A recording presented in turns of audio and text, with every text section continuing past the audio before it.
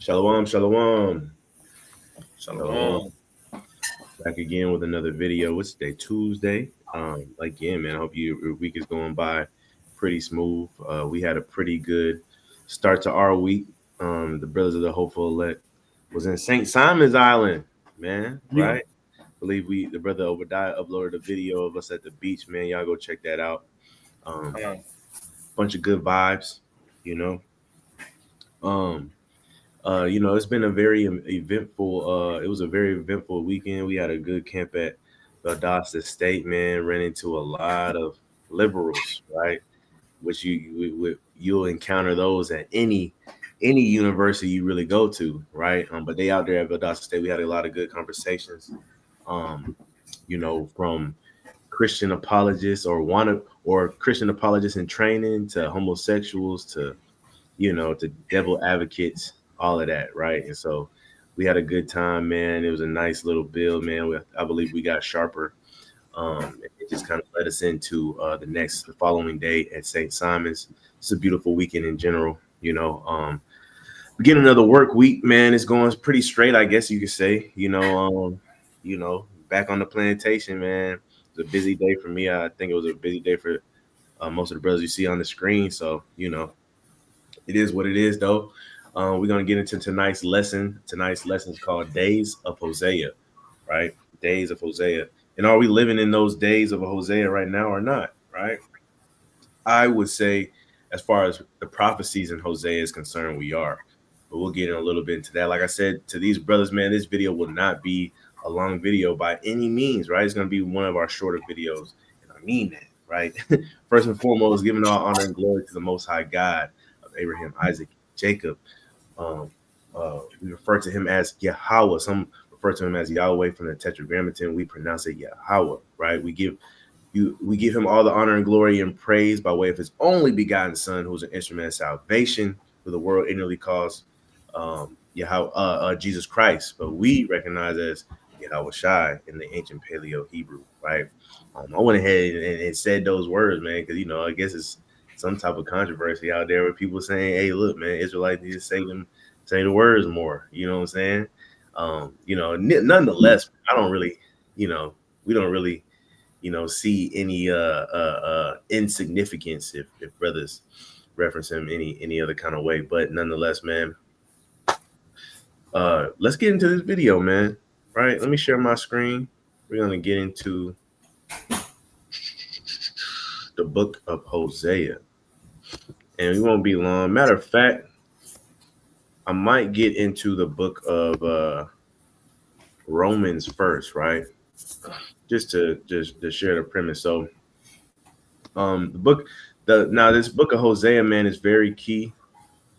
Um, I think it's my favorite. It's one of my favorite go tos to explain how the Gentiles in the New Testament are us, right? The Israelites, right? Who we claim to be.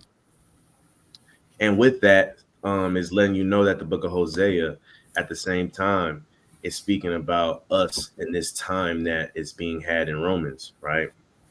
So I'm gonna get somebody to read this book of Romans. Now, a lot of people would say, the Gentiles are us. The Gentiles are Jews, or the Gentiles are Israelites, right? And it might be new to a lot of people. And for that principle right there, if it's new to somebody, this is one of the places we always take them. And it lets you know that you probably haven't read the Bible as much as you should have to get your idea of who the Gentiles are, right? Or what a Gentile is. And then so like a lot of times we get rebuttals even after this, but it's like, man, if you didn't notice, this is a telltale sign that you might want to, go back to the drawing board because it's pretty plain and clear, right? And Romans 9 is in the New Testament, you know. Romans 9 is in the New Testament, and it also lets us know that Paul understood what he was teaching. He knew what he was talking about, even though it didn't seem like he knew what he was talking about, right? But this is book of Romans 9 and 24. If a brother can read this for me. the book of Romans, chapter 9 and verse 24. Even us, whom he hath called, not of the Jews only, but also of the Gentiles. right? So even right now, when he says even us, that should give it away right there. Even us, he's including himself as a Gentile, almost, because even us, whom he has called not of the Jews only, but also of the Gentiles, right? Saying that the Gentiles was called too. You know what I'm saying? And so, what does he mean by that, though? And so, we always we always take people here, and we'll be like, now, who do you think is he's talking about? Who he's talking to the Gentiles are in this precept, this verse, and they'll always say the non-Israelites, the non-Jews, and we'll be like, okay, okay, okay. Now, and we keep reading. Let's keep reading. What's the next verse say? Yep. Verse 25. As he said also in Hosea, I will call them my people which were not my people, and her beloved which was not beloved. And we'll ask them in the conversation, who do you think he's talking about right here? Well, it's obvious that the Israelites were his people, so he has to be talking about the non-Israelites, right? One thing that we normally tell them is, hey, look, man, there's something at the beginning of this precept, something at the beginning of this verse that a lot of people skip over. And then it's that part that the brother said, he said, as he saith also in OC, right? And so a lot of people read the Bible and something like this will go over their head. And we kind of have a lack of integrity when we read, me included, back when I was, before I came into this truth or this knowledge, something like this would go over my head. And I wouldn't even really second guess what or who OC is. But when you understand the Bible, you understand that everything is written for a purpose. So if it says that, as he saith also in OC, that means we can go and find OC and see him saying this exact quote. And if we go to OC, right, that would give us the full context of what is being said in Romans, because he said, as he saith in OC, pretty much giving you a fulfillment type of literature or language being spoken, right? Yeah. But go ahead. Now I'm gonna say this quick point, man, because I know, just reading this verse and just how a lot of people will break it down. They'll be like, "See, he said he gonna call the people that's not his people." So they're gonna be like, "The Israelites has always been his people." So this can't be talking about them. This is talking about the heathen. But that's like the brother saying, man. That's why you have to really know history and prophecy and things like that, man. Because a lot of people like to also say that they say that the Jews are all the 12 tribes. They try to relate the Jews to all the 12 tribes. That's just simply not the case, man. So that's why when you go to OC, which is Hosea, this scripture is quoted. Well, Paul got this from Hosea. And when you read Hosea, it's going to tell you who he's talking about. But yeah, Con, man. Con. And so so this Romans 9 in general, man, is the colloquial Christian killer, right? It's the colloquial Christian killer. If you want to kill a Christian, not literally, you want to kill a Christian doctrinally or whatever, you go to take them to Romans 9 and watch them drown. You know what I'm saying? But you nonetheless, can't beat man, it. exactly, man. I'm talking about from the beginning of the chapter to the end. And then the best part about it is in the New Testament. Go ahead. And then even with this verse, a heathen will have to show even in Hosea that he ever called that in Hosea that he ever said that about a heathen, that it was going to be prophesied that the heathens are going to be called, right, that were going to be called by his name and things like that. You got to find that in Hosea, but we can show you in Hosea that this is talking to and referring to Israelites. But you Brother, got to, getting the spoiler alert, man. my Nah, it's all bad. good. Nah, it's all good, man. Cause hey, man, we gonna prove it. A lot of people look at us crazy and be like, man, these Israelites, man, they just be pulling out, they be picking and choosing scriptures and they putting their own twist on it.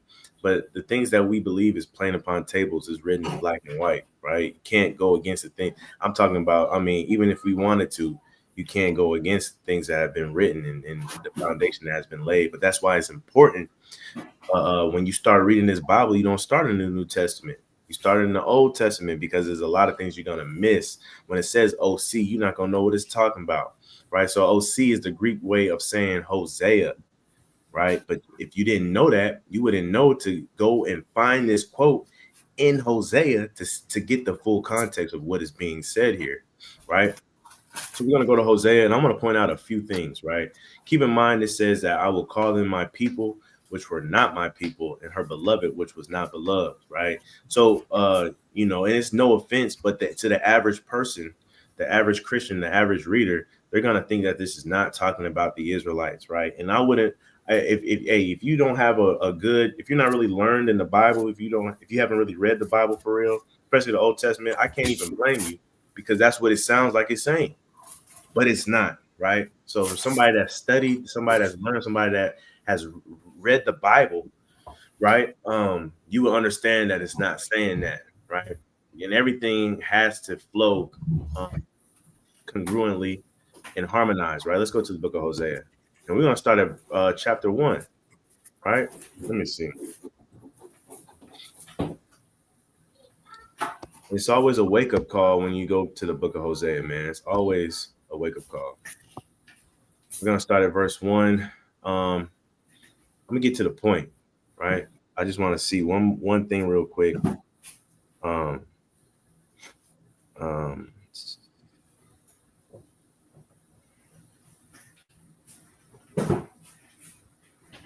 Want to see one thing.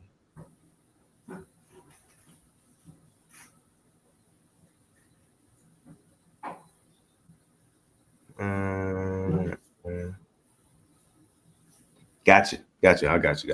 We're gonna start at verse 10, man. Let's get to the point, and then I'm gonna rewind a little bit in the same chapter, right? Just to highlight a point. But this is Hosea chapter 1 and verse 10. This is the book of Hosea, chapter 1 and verse 10. Yet the numbers of the children of Israel shall be as the sand of the sea, which cannot be measured nor numbered. And it shall come to pass that in the place where it was said unto them, ye are not my people, there it shall be said unto them, ye are the sons of the living God. Right, man. So clearly the context here is the children of Israel. Actually, if you start at verse 1, you would know that as well, right? But it lets us know this in verse 10 that it's talking about the children of Israel right before it gets to the quote, the famous quote that is quoted in Romans chapter 9, verse 25. It says that it shall come to pass that in the place where it was said unto them, ye are not my people, there it shall be said unto them, ye are the sons of the living God, right? And so I just want to point out that it's not up for private interpretation or anything. It's literally verbatim. So there's no arguing against what he is talking about. He's talking about the children of Israel that should be as the sand of the sea, right? And somebody might argue, the famous rebuttal for this, right, or the infamous rebuttal to something like this that's so plain is, well, keep reading, knowing good and well they haven't even read this chapter or remember it. They still want us to keep reading, but if we keep reading, it kind of gets kind of worse. Read verse 11. Yeah. It say, then shall the children of Judah and the children of Israel be gathered the together. Gentiles, The children of Judah, the heathen, the Romans and the Greeks, the children of Judah, right, and the children of Israel be gathered together and appoint themselves one head. And they shall come up out of the land, for great shall be the days of Jezreel. And this is where you kind of I don't want to say this to be offensive, but this is kind of where you kind of mess with their heads when in the conversation, right? Because you reading like the children of Judah and the children of Israel. To them, it might sound like is it being redundant? Like, is it talking about the same people? Because a lot of times, if you don't know about Hosea 1 and 10 and the children of Israel being the sand of the sea and all of that, in Romans chapter 9, a lot of times they don't know that the Israelites were split into two kingdoms. A lot of times the average Christian does not know that the Israelites or the Jews were a split kingdom, right? Of course, we've done videos on this, the kingdom of Judah, and you got the kingdom of Judah, you got the kingdom of Israel, right? Or the northern kingdom and the southern kingdom, or the southern kingdom and northern kingdom, right? And so when you look at that, you got Judah, Benjamin, Levi in the southern kingdom, or the kingdom of Judah, which is mentioned here first, the children of Judah. And then you got the rest of the tribes that's mentioned right here, children of Israel. Also written in the Bible is interchangeable with Judah as a representation as the southern kingdom and Ephraim as a representation as the northern kingdom. We've done videos on that just to make that more clear. But as you can see, if you keep reading in Hosea, it just gets worse. Right? Go ahead, brother Azrael. And like you said, when they tell you that they're gonna tell you keep reading, or they're gonna say this is how you know that you have got them. You have got somebody that is not studied in the Bible, because they're gonna say these things, right? They're gonna say keep reading, then they're gonna say, well, what book is that? What chapter? Let me pull it up real quick. What version are you reading? They're gonna be saying all these things because they are realizing they have not been students of the word, right? This simple breakdown is textbook. It's literally textbook. It says as it's written in OC. The Bible's giving you the blueprint. Like, there's some mysteries of the Bible that you got to pray for revelation for and stuff. But a lot of times in the Bible, they give it to you. The author gives it to you black and white, right? As it says in Isaiah, as it said, it says as it says in OC. So when you bring this up, this is where, so to speak, this is where you separate the men from the boys. You feel me? They're gonna realize, dang, I haven't been studying my word like I thought I have. And then they're gonna start to get discouraged. This is when the conversation turns. It could go good. It could be bad. It could turn for the better or the worse. Right. A lot of times, though, if you have somebody that's sincere, right, and they thought they were well studied, and you show them that they weren't well studied, right, a lot of times you'll get them to say, yeah, I didn't know that was in there. Or a lot of times you'll get them to, they were very piped up and very passionate before, and now they're kind of reserved, and they're making their exit now because they understand that you know more than them. You're teaching them. You've studied and become a better student than them, and now they're discouraged, and they want to go back to the drawing board. They want to go home, and best believe when they go home, they're not going to be able to sleep at night because they're like, dang, what in the world is going on? What is this book that I believe in? A short, quick puzzle piece breakdown that the Bible offers for free, right? Right, man. And like the brother said, man, these conversations like this, man, is always good. A lot of brothers play with people in conversations. We stall out just to have a longer conversation. But honestly, if you go straight to Romans 9 out the gate, we talk about this all the time. If you just go straight to Romans 9 out the gate, man, it can end a conversation quick, like the brother just said, right? A lot of times it ends in people humbling down, even if they don't even know they're humbling down, right? And then they have a ear to listen and to learn, even if they don't even realize that they have been turned to that point or that position to learn. They are by default in learning position because they're receiving information they didn't know about, right? And it's information that was so plain to them that it kind of confounds them because it's been in their face the whole time. And so that's one thing I want to say before I let you go, is that a lot of people have to understand when you read this Bible, you cannot be a lazy reader. If you come across a word you don't know, if you come across a person you don't know, a prophecy or a quote you don't know, do your due diligence to go and find out where it came from, or what that person represents, who that person is, especially if they're being referenced as somebody important. Don't be a lazy reader. Get to the bottom of it. Go ahead. Yeah, and a lot of times, just piggyback off of what you just said just now, a lot of times what I like to do is I'll we live in the Bible Belt, and it's a lot of country roads, there's a lot of country churches out here. A lot of times what I do, if I see a weird church name, and I know it's biblical, I go back and I research and look it up so I can be well versed on it, because I know if a Christian church is naming a church that, I know for a fact I should know all about that word in case I get in conversation with them. If I see a church of Hebron, I should know about Hebron. If I see a church of Bethesda, I should know what Bethesda. If I see a church of Beulah Land, I should know what Beulah Land is, right? And I should know where to find it in the Bible, right? And that's just going to help you stay sharp when it comes to talking to people. Because, a lot of Christians, they have a lot of facts that they know that they try to bring up in conversation that don't mean nothing, but they're pulling it up, banking that you don't know about it, right? So it'll even confound them even more when you know about it, and it helps you to be a better student, right? A while ago, we used to do like just random trivia questions to each other in group chats, just to keep each other sharp, so we know, important things and so-called not important things. But what I was gonna say before I piggyback or land me back off of what you just said was, Romans 9 is so tough because coming into the truth, Romans 9, we focused on Romans 9, right?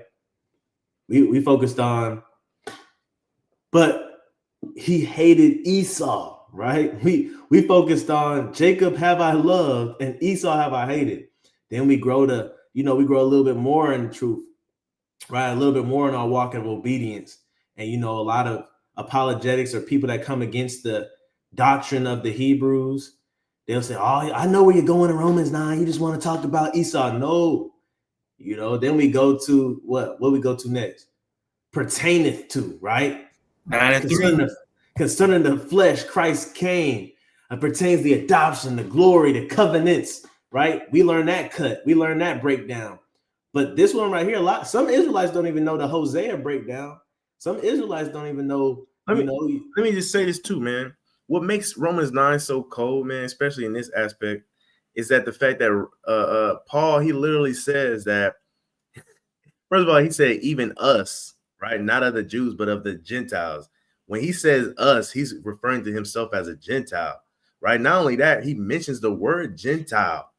So off rip, within context, you cannot say that the Israelites can't be Gentiles in the New Testament just from this premise alone. That's why it's so cold, because when you hone in on that word, they can't run nowhere, right? Because this clearly shows that there was an aspect of the New Testament where Israelites were being referred as Gentiles, and there's no way to get around it, right? Now, I want to say this.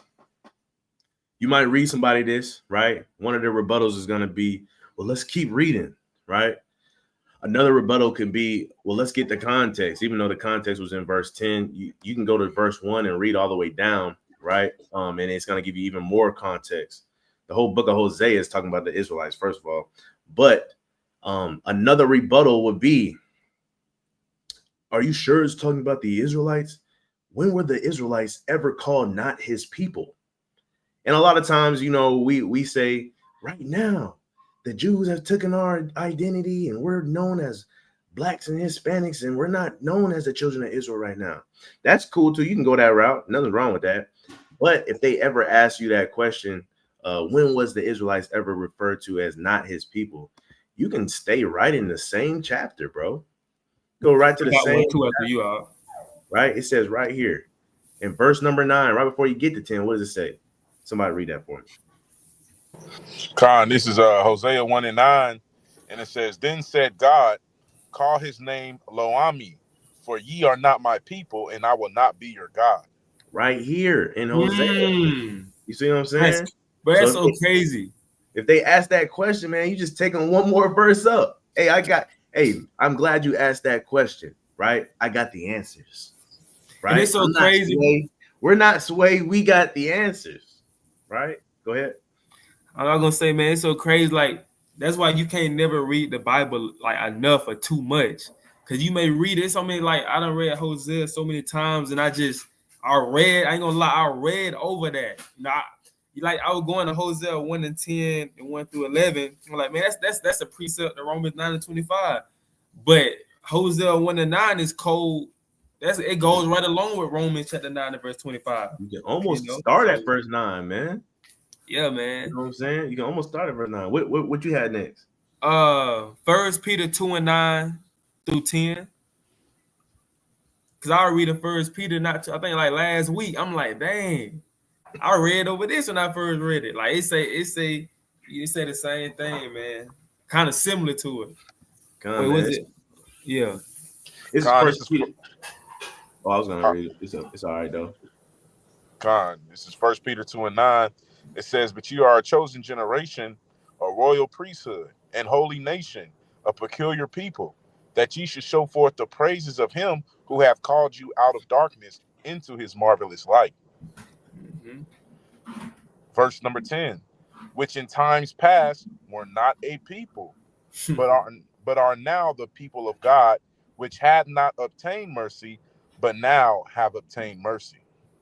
Yeah, man. So yeah, that's just going back to what the brother read. The Most High wasn't really giving us, he kind of put us to the side because our people was being so wicked. We wasn't really obtaining his mercy. So we was looked at as not a people. And if people want to say this, talking about, if people want to say the heathen, well, the heathen was not, you got to show us a time in history when the heathen were never a people. Like they always been a people, right? They always has been a nation of people. So he's talking to the Israelites when we wasn't obtaining his mercy and being disobedient. He was looking at us as not a people, he was looking at us as not a people. Come on, man, that's a mighty point. Man, I just seen something in this verse, man, that is associated with the book of Peter. It's really the second book of Peter, man. And it's something I'm gonna put a pin in, man, because I like what I see right there. But nonetheless, we're gonna get back into this lesson, right? Now, right, going back to the book of Hosea.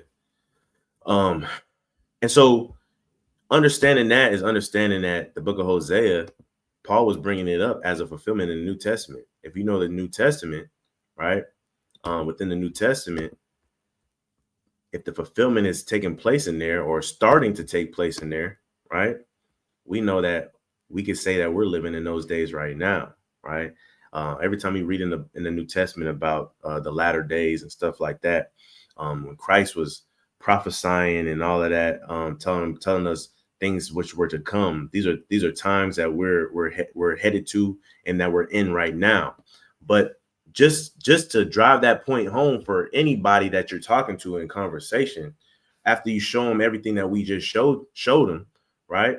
You can go to Hosea chapter 3. I was reading this the other day, and I think verse 4 and 5, and it kind of drives the point home of the predicament that we're in right now, right? If somebody can read this. God, Hosea 3 and 4. For the children of Israel shall abide many days without a king. Right And now, without hold up. So I'm gonna stop you while you're reading just a little bit as you keep reading. But right here it says, "For the children of Israel shall abide many days without a king." Right now, who we see as the Israelites, the so-called Black, Hispanic, Native Americans, the speckled bird, whatever, right? We don't have a king, right? No, if you look in the UN, right, United Nations, there's nobody that sits in the seat for us, right? We don't have a government. We depend on somebody else's government, right? We was last week on Shabbat, right? When we was on Badassa State's campus, we were talking to some young so-called African Americans. They didn't even register that we are a nation, right? A nation. We're not even recognized as a nation of people, right? We see ourselves as citizens of the United States of America. You know what I'm saying? And so, like, we're so far gone. Of course, we don't have a king. We don't have nobody that represents us. Nobody that's in the flesh, at least, right? Keep on reading. God, and without a prince, and without a sacrifice. Without a sacrifice, man. We're not making our sacrifices anymore. The brother Azrael, God is my help. He did a video not too long ago talking about why Daniel prayed 3 times a day, right? And how his prayers were substitutes for the times that we couldn't sacrifice in the temple. You see what I'm saying? We're without a sacrifice. We're without a king, right? Keep reading. And without an image. Without And an image. Now, this can be a lot of things. You know what I'm saying? You can talk about a spiritual image. You can talk about the Ark of the Covenant, right? You can talk about the fact that we don't even know that the people of the book look like us, right? We're trusting in other images. You can go to a lot with this word images, but we're without an image for sure. Even if you want to talk about a good image, we don't have a good image, right? as the so-called Israel, as the Israelites, so-called Blacks, Hispanics, and Native Americans today, we don't have a good image. They don't look at us as good, as good, right? Keep reading. and I want to add to that too. It could be like identity as well. Like you said, we don't know who we are, and it could be also like we don't have an image of the Lord and His works that He's done, because again, a lot of our people of ancient day of ancient or antiquity, right? The Lord, I guess you can kind of say, showed them miracles like firsthand, and we don't have that same type of encounter as a nation of people that our ancestors got the privilege to witness. You know what I'm saying? So it's a lot of images that we didn't get to see, like how when he brought us out of the land of Egypt, we didn't get a chance to witness that. You know what I'm saying? Firsthand, but our ancestors did. So it's an image in their mind that they can, last it a lifetime, but something that we don't have in this day and age, right? Huh. Bakan. And without an ephod. Without an ephod, man, our people don't know what an ephod is. Of course, you come into the truth, you're gonna know what an ephod is. But even when you come into the truth, right, we have ephods, right? Brother Obadiah, he be rocking a little ephod chain, right? But is it the real ephod? Them probably colored stones, man. No, not to his chain, but they're probably not the actual stones. You see what I'm saying? Man, I got it for the cheap. You know what I'm saying? Like, Exactly. a real ephod with the actual stones in it, bro, is probably worth thousands. Dang, You know what I'm saying? The Bible said no emulation, King. You might gotta, throw that away on the play. Folly, man. Man. Hey, I ain't gonna lie though. Like the brother said, our people so lost, man. Our generation so lost.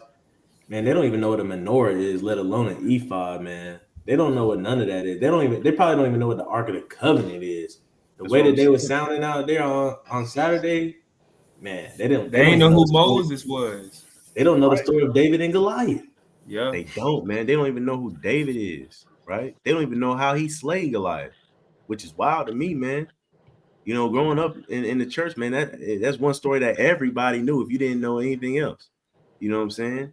But we're without an ephod, man, and we knew the power that ephod kind of gave us in times, man. Keep reading. And without teraphim.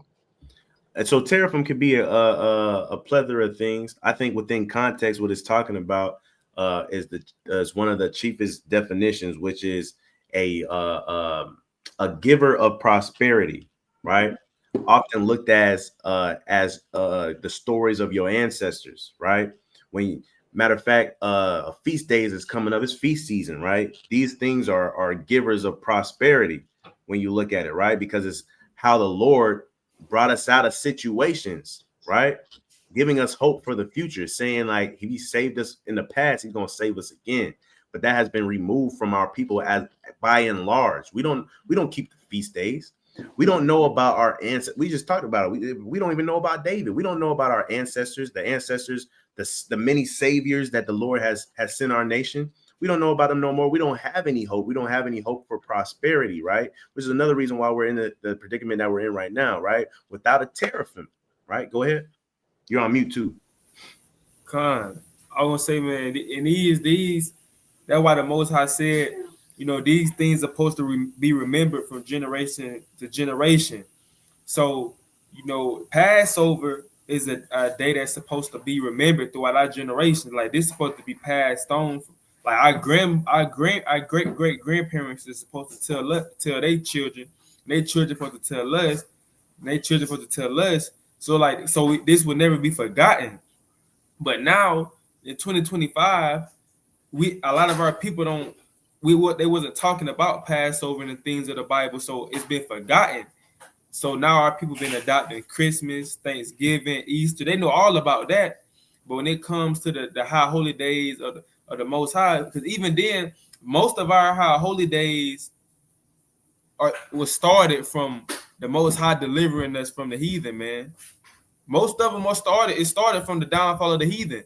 So, but a lot of our people don't know these things, man. So that's why we have to, wake up. We starting to learn these things and pass them down to our children. They're gonna pass them down to their children. They're gonna be starting to be remembered.